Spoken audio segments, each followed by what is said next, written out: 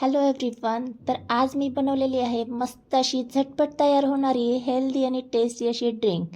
तर करायचे काय, त्यासाठी आता बाजारामध्ये उपलब्ध असणारे असे छोटे छोटे टरबूज आणायचे आहेत आणि या टरबुजाचा आपल्याला गर काढून घ्यायचा आहे. सगळ्यात अगोदर तो स्वच्छ करून घ्यायचा आहे आणि छोटे छोटे काप करून त्याचा आपल्याला वाटीभरच साधारण गर मी स्टार्टिंगला काढून घेतलेला आहे. आणि हा गर आपल्याला मिक्सर जारमध्ये घालून घ्यायचा आहे आणि याचा आपल्याला ज्यूस तयार करून घ्यायचा आहे. इथे पाहू शकता. आता काय करायचे, गॅसवर दूध गरम करायला ठेवायचे आणि या दुधाला दाटसरपणा येण्यासाठी इथे मी घेतलेला आहे 2 चमचे इतकं कस्टर्डऐवजी कॉर्नफ्लॉरही वापरू शकता.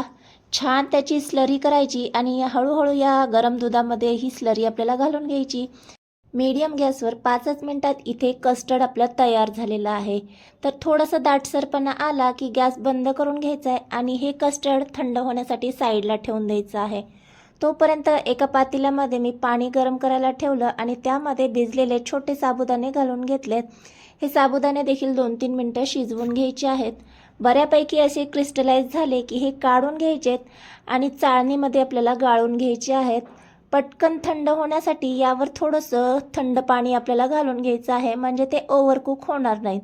तोपर्यंत दुसऱ्या पातेल्यामध्ये थंड झालेलं कस्टर्ड आपल्याला घालून घ्यायचं आहे आणि या कस्टर्डला गोडवा येण्यासाठी आपण इथे 2 चमचे साधारण पिठी साखर वापरणार आहोत.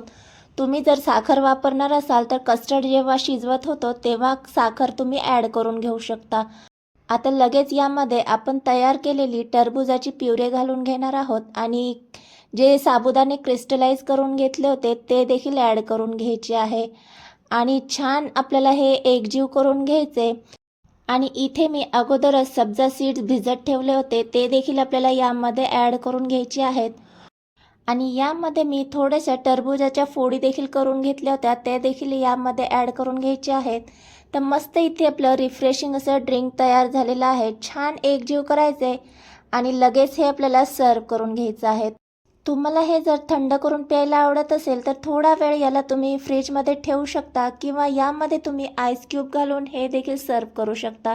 तर आवडीनुसार गार्निशिंग करून घ्यायचं आहे. तर मस्त इथे आपलं रिफ्रेशिंग असं हेल्दी आणि टेस्टी टरबुजाचं ड्रिंक तयार झालेलं आहे. तर या उन्हाळ्यामध्ये तुम्ही हे ड्रिंक एकदा नक्की ट्राय करा आणि व्हिडिओ आवडला असेल तर व्हिडिओला एक लाईक नक्की करा. भेटूया नेक्स्ट व्हिडिओ.